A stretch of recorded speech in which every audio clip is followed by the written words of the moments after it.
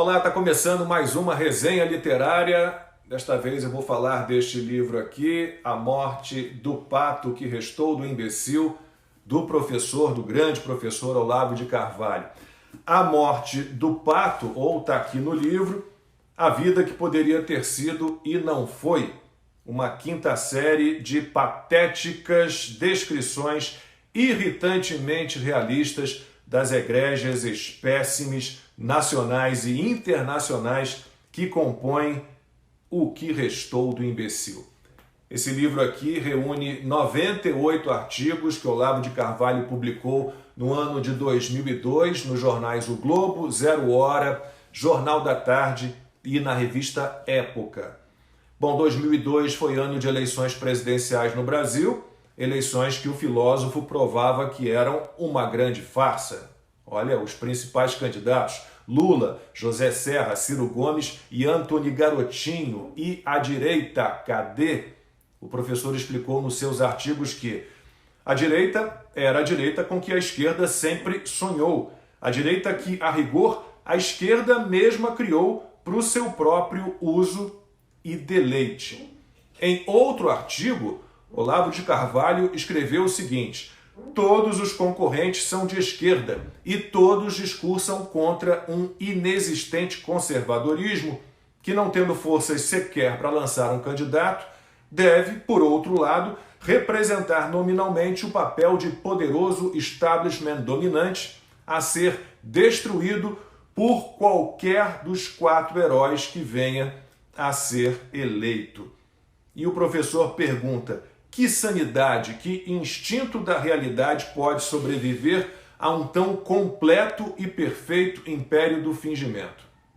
Nesse Teatro das Tesouras de 2002, Lula acabou sendo eleito e, provocado, Olavo de Carvalho respondeu assim: alguns ingênuos vêm dizendo que para mim será uma experiência constrangedora e traumática ter de chamar o senhor Luiz Inácio de excelência. Enganam-se. Para mim, ele sempre foi o excelentíssimo por excelência, o excelentíssimo senhor presidente do Foro de São Paulo.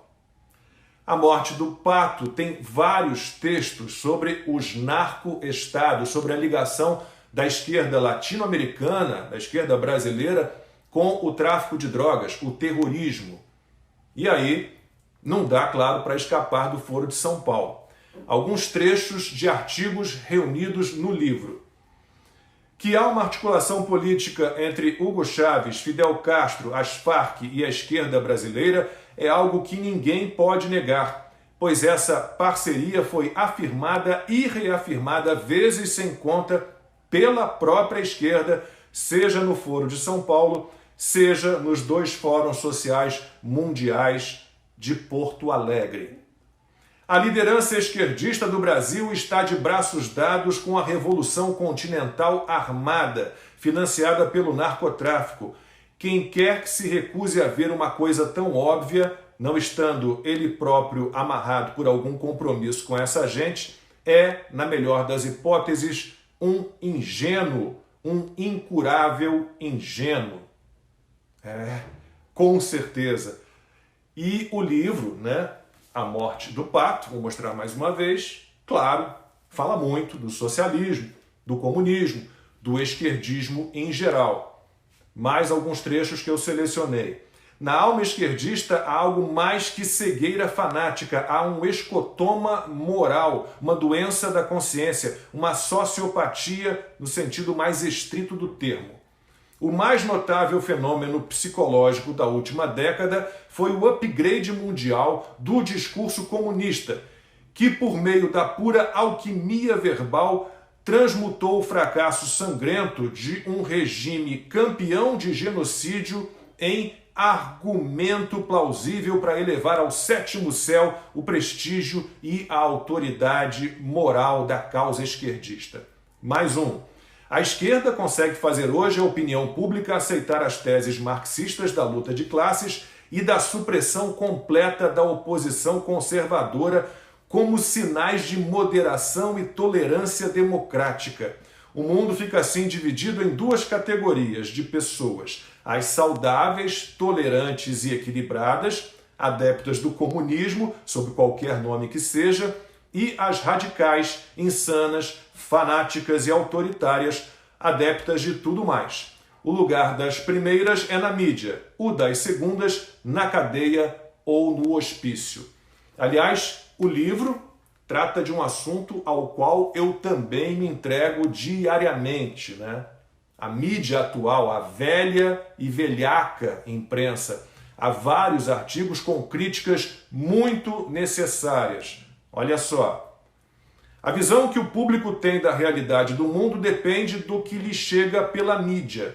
Conforme a seleção das notícias, tal será o critério popular para distinguir o real do ilusório, o provável do improvável, o verossímil do inverossímil.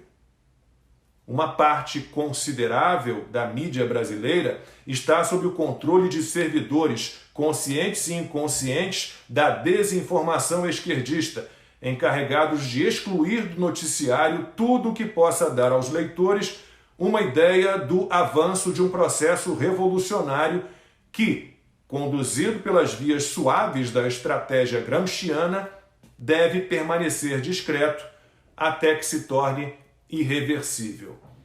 E como nós ficamos no meio disso tudo? O que cabe a cada um de nós nessa guerra interminável? Vamos ver então o que escreveu o professor Olavo. O destino de cada nação depende de muitos fatores, mas um deles é a existência ou não de indivíduos que se sintam responsáveis de maneira direta e pessoal por esse destino. Quantos liberais e conservadores, sabendo de tudo, não se calam também? E quantos empresários? E quantos militares? E quantos jornalistas? E quantos intelectuais? Por isso, quando o Brasil cair definitivamente sob o domínio da narco-revolução continental, ninguém poderá dizer que o país foi vítima inocente de uma minoria malvada. Se há uma coisa distribuída democraticamente no Brasil de hoje, é a culpa. Então, para encerrar, faça a sua parte. Prepare-se para a guerra. Leia e estude muito a obra do professor Olavo de Carvalho.